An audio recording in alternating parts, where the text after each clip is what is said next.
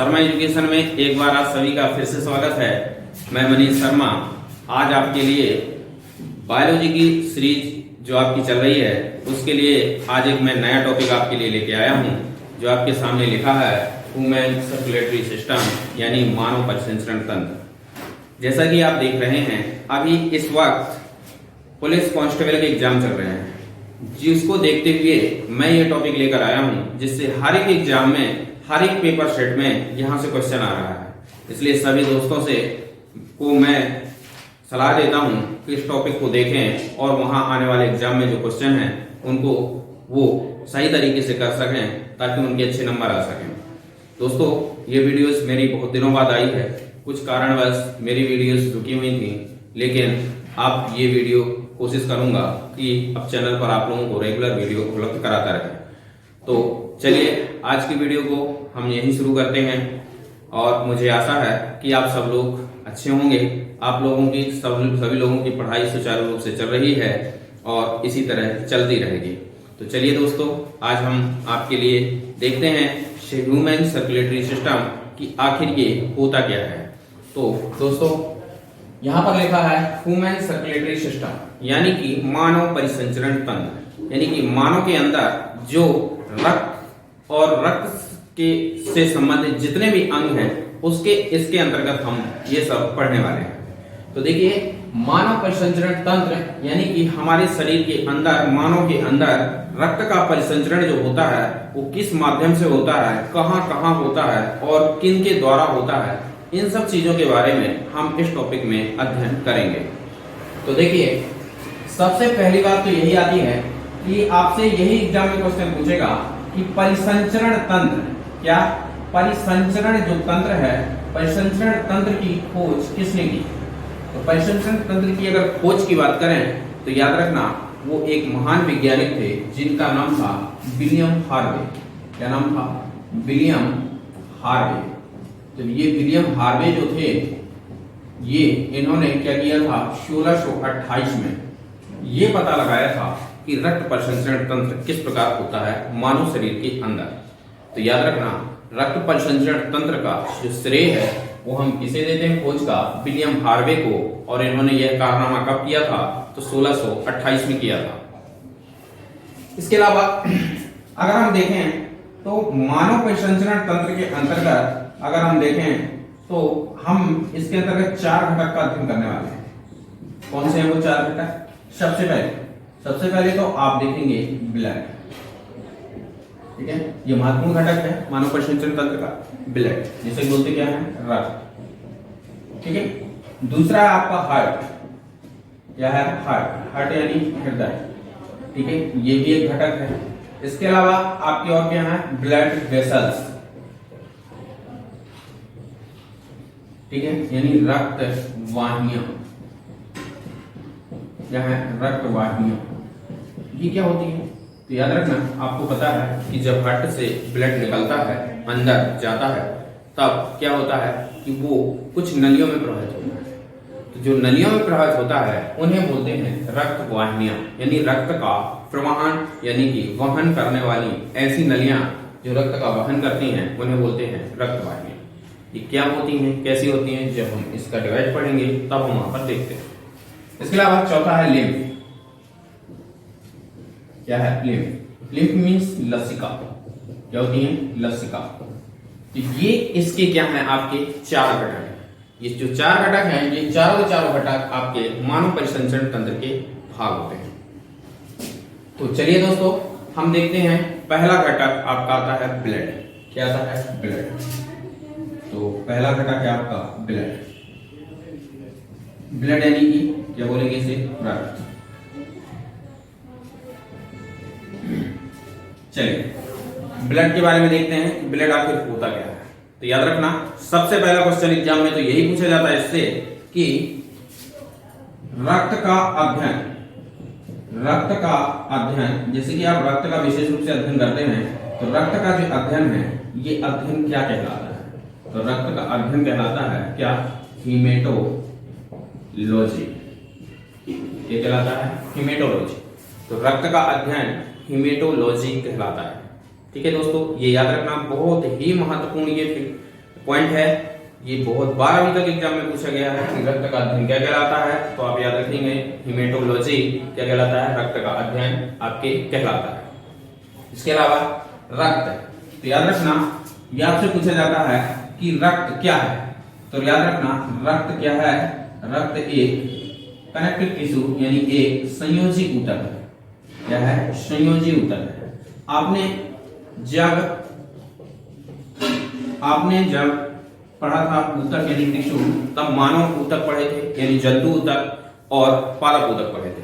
पिछले ही वीडियो में आपने जो टिश्यू वाला चैप्टर पढ़ा था, तो जो जिसमें एनिमल टिश्यू पढ़े थे, उनमें एक भाग आपने पढ़ा था संयोजी ऊतक होता है, जिसे बोलते हैं कनेक्टिव टिश्यू। तो याद रखना यह एक कनेक्टिव टिश्यू यानी संयोजी ऊतक है। याद रखना रक्त एक संयोजी ऊतक है, और आपको पता है कि रक्त यानी ऊतक कोशिकाओं से मिलकर बनता है। तो फिर इसमें कौन सी ऐसी कोशिकाएं हैं जो इसे मिलकर के ऊतक बनाती हैं? याद रखना ये जो टिश्यू होता है, जो ये टिश्यू होता है, ये टिश्यू बनता किसके किससे है? तो याद रखना आरबीसी, ठीक है, इसके अलावा डब्ल्यूबीसी और इसके अलावा प्लेटलेट्स, ठीक है। आरबीसी, डब्ल्यूबीसी और प्लेटलेट्स ये सब के सब क्या हैं? सेल्स हैं, और ये जब मिलते हैं तो इनका समूह बनता है संयोजी ऊतक। क्या बनता है? संयोजी ऊतक। संयोजी ऊतक क्या होते हैं? तो संयोजी ऊतक जिनको नहीं पता, या जिन लोगों ने नहीं पढ़े हमारे पिछले वीडियोस को, वो पीछे जाकर के वीडियोस में आपकी प्लेलिस्ट में हमारे डले हुए हैं, उसमें टिश्यू वाला जो एनिमल टिश्यू पढ़ाए गए हैं जिसमें, उसमें देखिएगा, उसमें आपको विस्तृत तरीके से बताया गया है कि आखिरकार संयोजी ऊतक होता क्या है। तो याद रखना कि ब्लड क्या है? एक संयोजी ऊतक है, ठीक है। यह अगर संयोजी ऊतक है तो कौन सी कोशिकाओं से मिलकर बना होता है? तो आरबीसी, डब्ल्यूबीसी और इसके अलावा प्लेटलेट्स, इनसे क्या होता है? इसका निर्माण होता है। इसके अलावा याद रखना इसका जो ओरिजिन होता है यानी इसकी उत्पत्ति होती है ब्लड की, वो कहां से होती है? तो मेसोडर्म से होती है। किससे होती है? मेसोडर्म से। तो इसकी हम बोल सकते हैं इसकी जो उत्पत्ति होती है, इसकी उत्पत्ति मेसोडर्म से होती है, ठीक है, से होती है। अब ये क्या होता है? मेसोडर्म क्या होता है? क्या होता है? मेसोडर्म क्या होता है? तो देखिए दोस्तों, मेसोडर्म क्या होता है? आपने सुना होगा कि जब शिशु का गर्भाशय में विकास होता है, तो आपने सुना होगा सबसे पहले एक कोशिका बनती है, जिसे हम क्या बोलते हैं? जाइगोट बनते हैं, ठीक है। क्या बोलते हैं उसे? जाइगोट बनते हैं। तो याद रखना जब भ्रूण बनना स्टार्ट होता है तो सबसे पहले वो 3 परत बनाता है। क्या बनाता है? 3 परत बनाता है, गोलाकार सर्कुलर 3 परतें बनती हैं। इस तरह से एक ऐसे, ये इस तरह से ये संरचना बनाता है, ठीक है। तो ये जो बाहरी संरचना है, बाहरी परत है, इसे बोलते हैं एक्टोडर्म।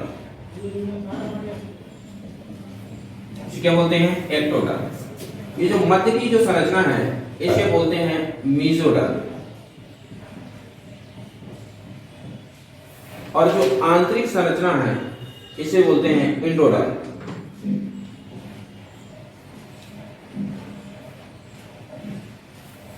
ठीक है, ये 3 संरचना बनाता है। सबसे पहले जब भ्रूण बनना शुरू होता है तो ये 3 परतों के रूप में सबसे पहले निर्मित होता है। अब वो जी ये जो 3 परतें आपको दिख रही हैं, इन 3 परतों में जो आंतरिक परत होती है ये कहलाती है एंडोडर्म, बीच की जो होती है उसे बोलते हैं मेसोडर्म, और जो बाहरी परत होती है उसे बोलते हैं एक्टोडर्म। अब इनका काम क्या होता है? ये करते हैं शरीर के अंगों का निर्माण। क्या करते हैं? शरीर के अंगों का निर्माण। अब ये कैसे शरीर के अंगों का निर्माण करते? याद रखना ये जो एक्टोडर्म है, बाहरी परत है, इससे निर्मित होता है क्या? लाइनिंग। लाइनिंग यानी सतह, यानी जो जीव होगा उसकी जो सतह होती है उसका निर्माण होता है, ठीक है। इसके अंतर्गत क्या आती है? स्किन। क्या आती है? स्किन यानी कि त्वचा।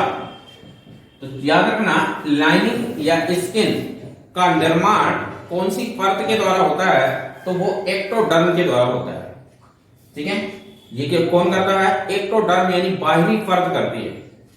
इसके अलावा आपका आता है मध्य परत। अब ये अगर मध्य परत की बात करें तो इसका निर्माण कौन करता है? ये क्या करता है? तो मेसोडर्म जो है ये मध्य की परत कहलाती है और इससे बनता है ब्लड। क्या बनता है, इस पद से ब्लड बनता है। ब्लड यानी कि बोले तो रक्त, इसका निर्माण होता है, रक्त का निर्माण होता है। इसके अलावा क्या बनता है, बोन, क्या बनती है, बोन यानी अस्थि। अस्थि का निर्माण भी कहां से होता है, आपके मेसोडर्म से भी होता है।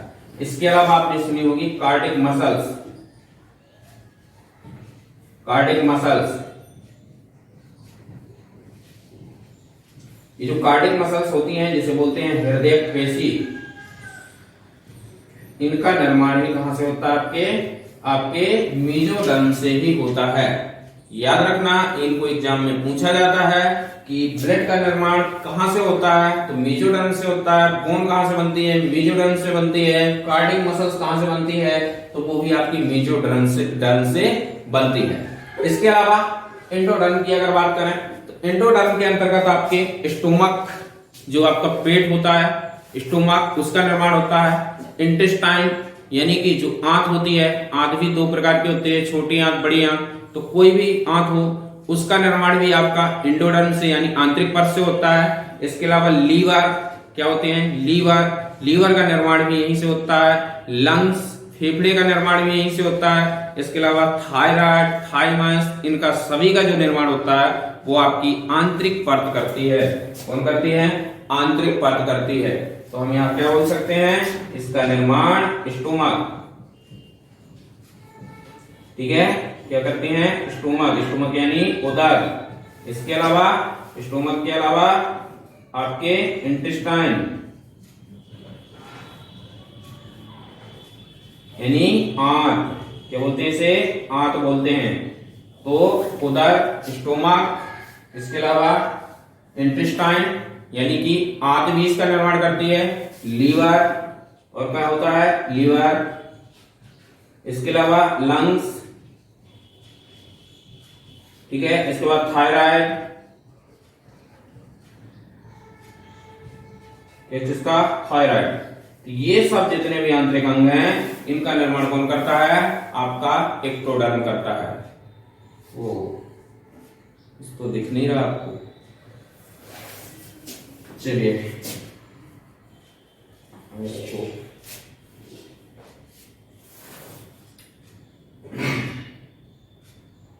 ऊपर लिख देते हैं, ठीक है।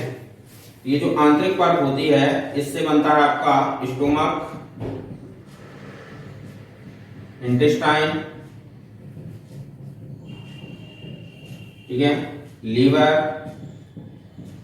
लंग्स, थायराइड और इसके अलावा थाइमस, ठीक है। ये जितने भी आंतरिक अंग हैं ये सब, इनका निर्माण सब कौन कौन करते हैं, एक्टोडर्म करता है, ठीक है। कौन करता है, एक्टोडर्म। याद रखना, ये तीन परतें हैं जिनसे हमारे शरीर के अंगों का निर्माण होता है। वो कौन से हैं, एक्टोडर्म, मेसोडर्म और एंडोडर्म। एक्टोडर्म से स्किन यानी सतह का निर्माण होता है, त्वचा का। मेसोडर्म जो होता है वो मध्य भाग कहलाता है, और इससे क्या निर्माण होता है, इससे आपका ब्लड बनता है, इससे आपका क्या बनता है, बोन बनता है और कार्डिक मसल्स बनती है। इसके अलावा आपका एंडोडर्म कहलाता है। एंडोडर्म जो आंतरिक परत होती है उससे क्या बनता है, उससे आपकी इंटेस्टाइन बनती है, स्टोमक बनता है, इसके अलावा लीवर बनता है, लंग्स बनता है, थायराइड बनता है, थाइमस बनता है। तो ये सब के सब का निर्माण आपकी आंतरिक परत करती है। कौन करती है, आंतरिक परत करती है। तो याद रखना, ये जो संरचना है इसको बोलते हैं ट्रिप्लोब्लास्ट। क्या बोलते हैं इसे, ट्रिप्लोब्लास्ट। यानी कि यह संरचना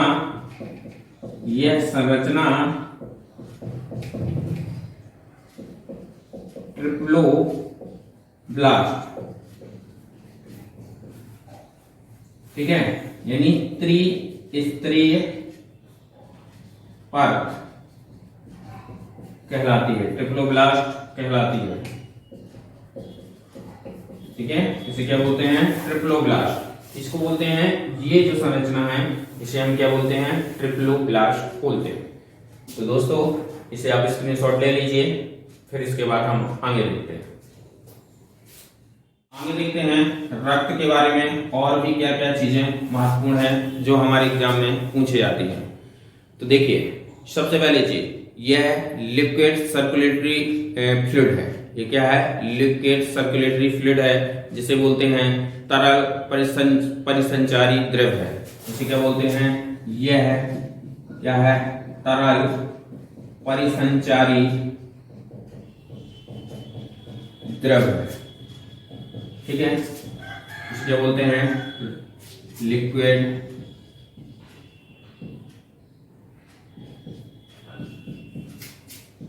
सर्कुलेटरी फ्लूइड।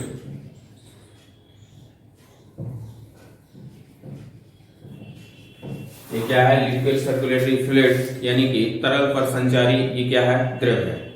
इसके अलावा आपने देखा होगा कि रक्त का रंग कैसा होता है? लाल होता है। तो ये लाल रंग किसके कारण होता है? हीमोग्लोबिन के कारण होता है। किसके कारण होता है? हीमोग्लोबिन के कारण होता है। तो हम क्या देख सकते हैं? रक्त का लाल रंग हीमोग्लोबिन के कारण होता है।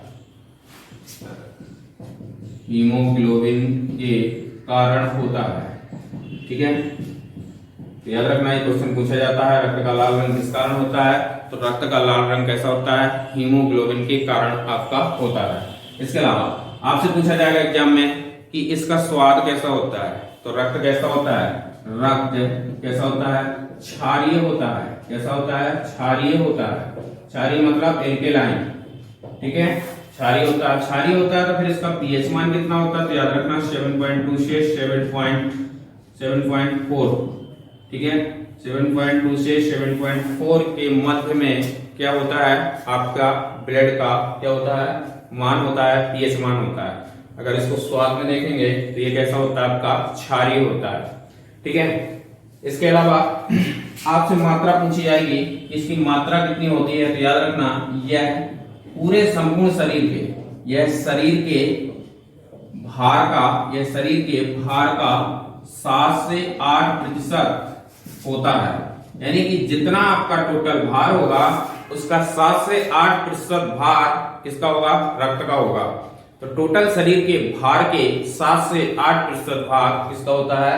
रक्त का होता है। लेकिन अगर सामान्य रूप से इसकी मात्रा पूछ ली जाए कि सामान्य रूप से आप बताइए कि इस रक्त की मात्रा आखिर होती कितनी है? तो याद रखना, मानव शरीर में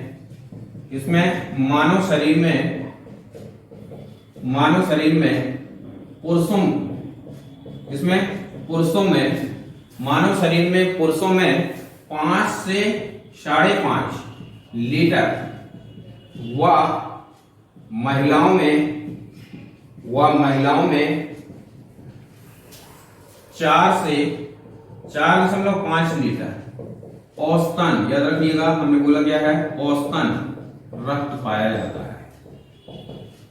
ठीक है, औसतन रक्त पाया जाता है। हमने ये नहीं बोला कि इसके अलावा इससे ज्यादा और कम नहीं हो सकता है, हो सकता है। हमने फिर बता दिया आपको कि 7 से 8% होता है वजन का।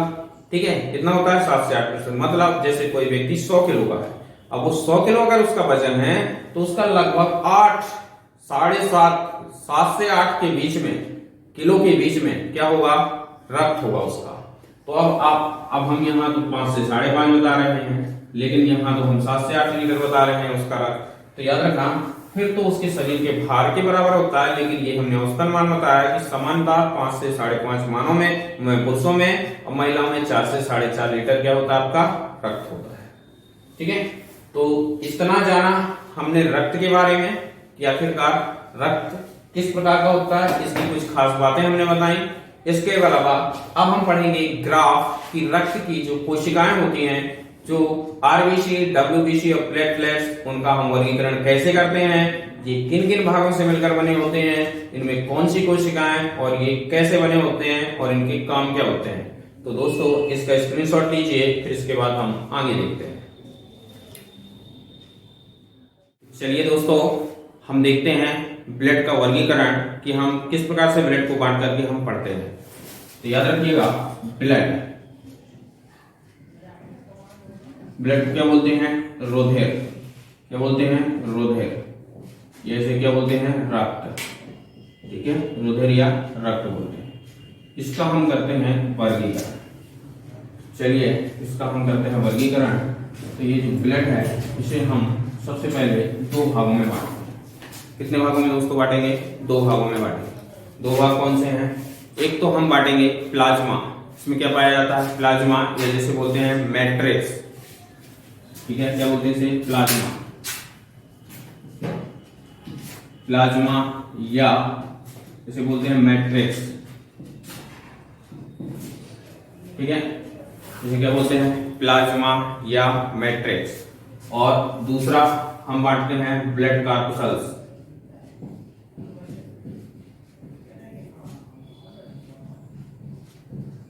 ठीक है, इसे बोलते हैं रक्त कणिकाएं। क्या बोलते हैं? रक्त कणिकाएं। इसे क्या बोलते हैं? प्लाज्मा।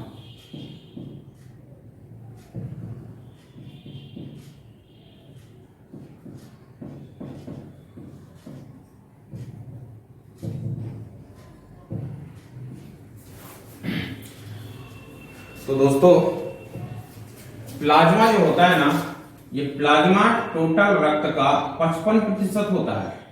कितना होता है? 55% होता है, याद रखिएगा। और जो ब्लड कार्पसल्स होते हैं ये टोटल रक्त का कितना होते हैं? 45% होते हैं।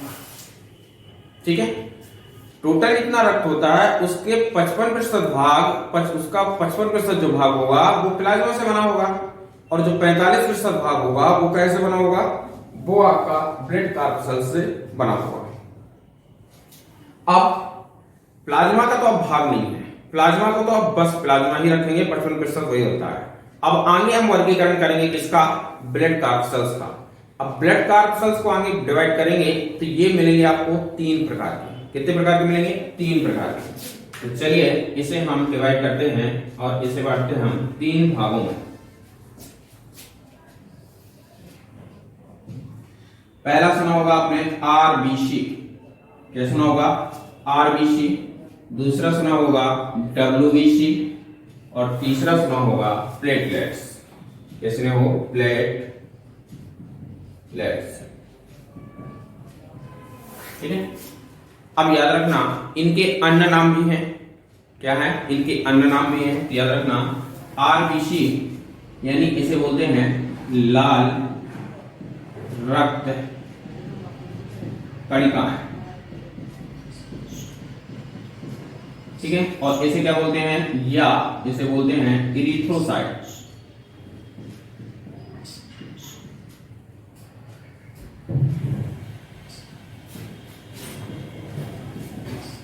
इसे क्या बोलते हैं? इरिथ्रोसाइट्स।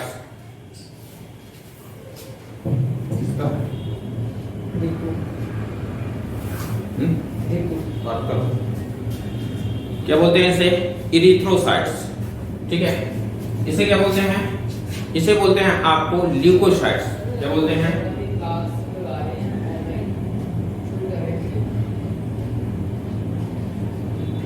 इसे बोलते हैं ल्यूकोसाइट्स। और इसे हिंदी में क्या बोलते हैं? इसे बोलते हैं श्वेत रक्त कणिकाएं। इसे बोलते हैं श्वेत रक्त कणिका। दोस्तों इसे क्या बोलते हैं? ल्यूकोसाइट्स। इसके अलावा अगला है प्लेटलेट्स। प्लेटलेट्स, इसके अलावा इसे और क्या बोलते हैं? इसे बोलते हैं थ्रोम्बोसाइट। थ्रोम्बोसाइट्स। ठीक है, इसे क्या बोलते हैं हम? थ्रोम्बोसाइट्स। ठीक है, तो देखिए यहां पर हमने क्या इसे 3 भागों में बांटा। किसको? हमने 3 भागों में ब्लड कार्पसल्स को बांट दिया। ब्लड कार्पसल्स को 3 भागों में क्या बांटा? RBC, WBC, platelets. इससे आरबीसी को क्या बोलते हैं? आरबीसी को अन्य नाम इरिथ्रोसाइट। याद रखना इसका जो अन्य नाम है इरिथ्रोसाइट्स, ल्यूकोसाइट्स, इनके नाम याद रखना, गलती से भी मत भूल जाना, क्योंकि एग्जाम में ये पूछता है कि डब्ल्यूबीसी को अन्य किस नाम से जाना जाता है, आरबीसी को अन्य किस नाम से जाना जाता है, प्लेटलेट्स को अन्य किस नाम से जाना जाता है, या पूछ लेगा कि थ्रोम्बोसाइट्स को किस नाम से जाना जाता है। तो थ्रोम्बोसाइट्स पूछे तो प्लेटलेट्स बोलते हैं, प्लेटलेट्स पूछे तो थ्रोम्बोसाइट बोलते हैं, यानी कि उन्हीं के ही नाम है प्लेटलेट्स, या उसे बोलते हैं थ्रोम्बोसाइट्स। ठीक है, तो याद रखिएगा इन्हें। अब याद रखना इरिथ्रो, यहां पर क्या लिखा हुआ है? इरिथ्रो। ठीक है, इरिथ्रो और साइट्स, इरिथ्रो का मतलब होता है लाल, ठीक है, क्या होता है लाल, और साइट्स का मतलब होता है कणिका, या साइट्स का मतलब कणिका या कोशिका, जिसे क्या बोलते हैं कणिका, ठीक है। तो इन्हें सम्मिलित रूप से क्या बोलते हैं लाल रक्त कणिकाएं, क्या बोलते हैं लाल रक्त कणिकाएं। इधर क्या लिखा हुआ है ल्यूको, ल्यूको मतलब कोई वर्णक नहीं, इन्हें क्या बोलते हैं कोई वर्णक नहीं, कोई वर्णक नहीं। और साइट्स यानी कणिका, क्या बोलते हैं कणिका, यानी कि ऐसी कोई कणिका जिसमें कोई वर्णक नहीं होता, और कोई वर्णक नहीं होता तो उनका कोई कलर ही नहीं होता, और कोई कलर ही नहीं होगा तो फिर क्या होगा, तो उसे श्वेत रक्त कणिका ही बोलेंगे। इसलिए इसे क्या बोलते हैं WBC यानी व्हाइट ब्लड कॉर्पस्कल्स, इन्हें क्या बोलते हैं WBC व्हाइट ब्लड कॉर्पस्कल्स, और इन्हें हिंदी में क्या बोलते हैं श्वेत रक्त कणिका। इसके अलावा थ्रोम्बोसाइट्स या प्लेटलेट, इन्हें थम्बो का मतलब होता है थक्का, क्या होता है थक्का, और साइट्स यानी कि कणिकाएं, यानी थक्का बनाने वाली जो कणिका होती है उसे हम थ्रोम्बोसाइट्स बोलते हैं, या हम उसे प्लेटलेट्स बोलते हैं। तो इस तरह से हम इन्हें 3 भागों में बांटते हैं, किसे ब्लड कॉर्पस्कल्स को। कौन कौन, RBC, WBC, प्लेटलेट्स, जिन्हें अन्य नाम से किन नामों से जाना जाता है, RBC को बोलते हैं क्या इरिथ्रोसाइट्स, WBC को बोलते हैं ल्यूकोसाइट्स, और प्लेटलेट्स को बोलते हैं थ्रोम्बोसाइट्स, ठीक है। इनके कार्य हमने बता दिया। लाल रक्त कणिका क्या होती है, ऑक्सीजन का परिवहन करती है। WBC क्या करती है, या ल्यूकोसाइट्स क्या करती है, ये हमारे शरीर को इम्यूनिटी देने का कार्य करती है। और प्लेटलेट्स या थ्रोम्बोसाइट्स का कार्य क्या होता है, यह हमारे शरीर में रक्त का थक्का जमाने का कार्य करती है। तो इस तरह से इन्हें हम 3 भागों में बांटते हैं। अब इसके बाद देखते हैं हम WBC को। अब हम WBC को भी आगे बांटते हैं। तो WBC को भी हम इसे 2 भागों में बांटेंगे। क्या बांटेंगे, 2 भागों में बांटेंगे। एक तो हम बांटेंगे ग्रेन्युलोसाइट, क्या बांटेंगे इसे बोलते हैं ग्रेन्युलोसाइट, और एक को बोलते हैं अग्रेन्युलोसाइट।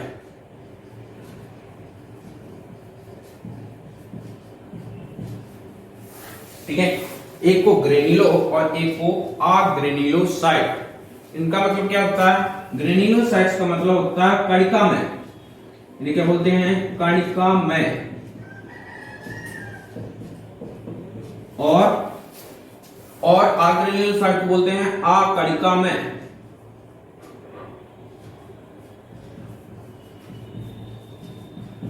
ठीक है, ये क्या होते हैं, तो याद रखना ऐसी कोशिका जिनकी सतह पर ऐसे कण चिपके होते हैं, क्या होता है ऐसे कण चिपके होते हैं, तो ऐसे WBC क्या कहलाते हैं, ऐसे WBC ग्रेन्युलोसाइट्स कहलाती है। और ऐसी कोशिका जिसमें कोई वर्णक नहीं है, इसमें कोई वर्णक नहीं है, यानी कोई कण नहीं है, कोई कण नहीं होते हैं, तो कोई जिसमें कण नहीं होते हैं उन्हें क्या बोलते हैं, अग्रेन्युलोसाइट्स बोलते हैं। ठीक है, क्या बोलते हैं इन्हें, अग्रेन्युलोसाइट्स बोलते हैं। अब ग्रेन्युलोसाइट्स को भी हम कितने भागों में बांट देंगे, 3 भागों में बांट देंगे। ठीक है, कितने भागों में, 3 भागों में। एक को बोलते हैं एसिनोफिल्स,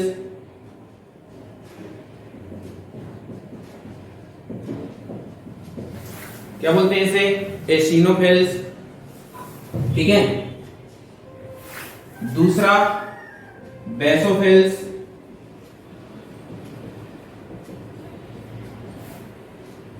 ठीक है, और तीसरा क्या बोलते हैं, न्यूट्रोफिल्स।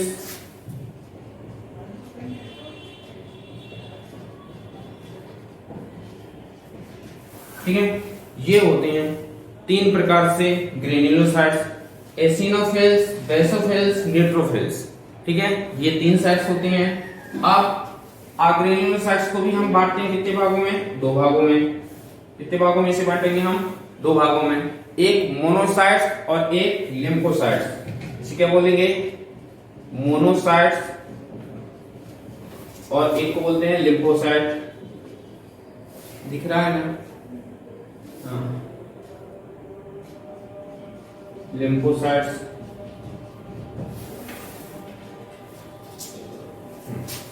क्या बोलते हैं, लिम्फोसाइट्स, मोनोसाइट्स और लिम्फोसाइट्स। ठीक है, तो इस तरह से हम बांट देते हैं डब्ल्यूबीसी को कितने भागों में। पहले हमने 2 भागों में बांटा, ग्रेन्युलो और अग्रेन्युलो। फिर इसके कितने भाग बांटे, ग्रेन्युलो के 3 भाग और अग्रेन्युलो के 2 भाग, मोनोसाइट्स और लिम्फोसाइट्स। अब याद रखना, लिम्फोसाइट्स को भी हम 2 भागों में बांटते हैं। कितने भागों में, 2 भागों में बांटेंगे। और इन्हें, इनके 2 भाग कौन कौन से होंगे, नहीं दिख रहा, इनके 2 भाग होंगे। ठीक है, एक बी लिम्फोसाइट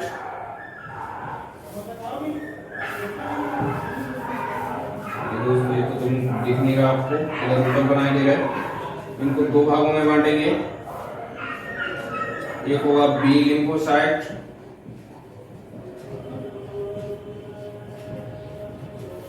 और एक होता है आपका टी लिम्फोसाइट। क्या होता है, टी लिम्फोसाइट, बी लिम्फोसाइट और टी लिम्फोसाइट। ये इस तरह से, ये आपका पूरा ग्राफ है जो आपकी ब्लड का पूरा वर्गीकरण है। ठीक है, अब ये जो ब्लड का वर्गीकरण हमने किया है, ये कितने भागों में है, कैसे कार्य करते हैं, इनकी ये जो भाग है, इनके काम क्या होते हैं, ये किस तरह से हमारे शरीर में कार्य करते हैं, इसका अध्ययन हम अगले वीडियोस में करेंगे। तो दोस्तों, आज हमने ब्लड कॉर्पस्कल्स यानी कि आपके ह्यूमन सर्कुलेटरी सिस्टम में ब्लड को देखा, ब्लड के बारे में जाना, ब्लड का वर्गीकरण देखा। अब हम अगले वीडियो में ये जो वर्गीकरण किया है, इन्हीं सभी को हम डिटेल से देखेंगे, आखिर इनके शरीर में हमारे काम क्या होते हैं। तो दोस्तों, आप इसका स्क्रीनशॉट ले लीजिए।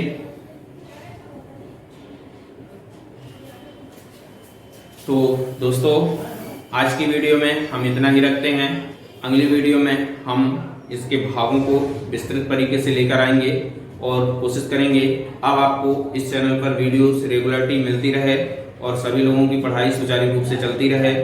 बस थोड़ी सी व्यस्तता होने के कारण हम आपको रेगुलर रूप से वीडियो उपलब्ध नहीं करा पा रहे थे, लेकिन हम कोशिश करेंगे कि आपको वीडियोस डेली और रेगुलर उपलब्ध कराते रहें, ताकि आप लोगों की पढ़ाई को भी सुचारू रूप से चला सकें। तो चलिए दोस्तों, आप भी पढ़ते रहिए, हंसते रहिए और अपने सिलेक्शन को पक्का करिए, ताकि आप लोगों का जो सिलेक्शन है वो 2022 में आने वाला, जो 2022 है, यहाँ बहुत ही भरपूर तरीके से आपको लाभ दे, खुशी दे और आपके मम्मी पापा जो आज आप लोगों से उम्मीद लगा के बैठे हैं, आप उनकी उम्मीदों को खरा उतरें और उनके लिए बेस्ट से बेस्ट कर सकें, ताकि उनको भी प्राउड हो अपनी संतान पर कि ये हमारी संतान दुनिया में कुछ भी कर सकती है। तो ये संभव आप एजुकेशन को प्राप्त करके ही कर सकते हैं। तो इसी तरह आप लगे रहिए, हमारी शुभकामनाएं हैं आप लोगों के साथ कि आपको ऊपर वाला आपकी मेहनत के अनुसार सब कुछ दे। तो चलिए दोस्तों, हम मिलते हैं अगले वीडियो में। अगर आपको ये वीडियो हमारी पसंद आए तो इसे दूसरे लोगों तक भी शेयर करिए, उन लोगों तक भी पहुंचाइए, और अगर पसंद आता है तो लाइक करिए और उसे कमेंट करके जरूर हमें बताया कीजिए कि कैसी लगी हमारी वीडियो, ताकि हमें भी उसका मनोबल मिले और हम भी इसी तरह से आप लोगों के लिए बेस्ट से बेस्ट चीजें, कंटेंट उपलब्ध कराते रहें। तो चलिए दोस्तों, मिलते हैं अगले वीडियो में। तब तक आप लोग अपना ध्यान रखिए। नमस्कार।